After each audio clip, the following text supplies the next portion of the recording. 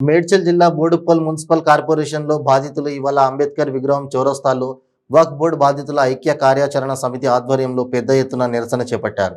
కార్పొరేషన్లోని దాదాపు 400 ఎకరాలలో 90%కు పైగా నివాసాలు ఏర్పాటు చేసుకుని నివసిస్తున్న ప్రజల సమస్యను పరిష్కరించేందుకు ప్రభుత్వం ముందుకు రావాలని బాధితులు డిమాండ్ చేశారు.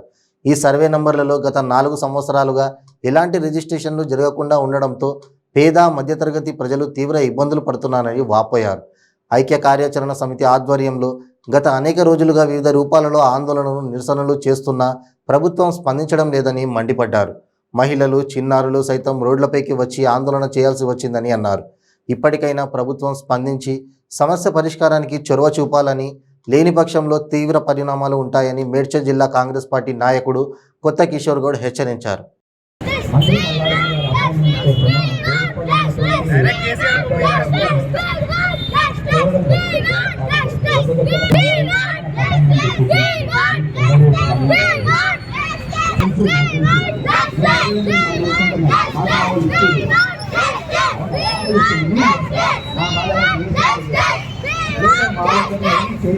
వేదిక సైడ్ నిల్చున్న వాళ్ళు కూడా అందరూ కార్పెట్ల మీద కూర్చోండి. దయచేసి కార్పెట్ నిండిన తర్వాత స్థలం ఉంటే నిల్చోండి.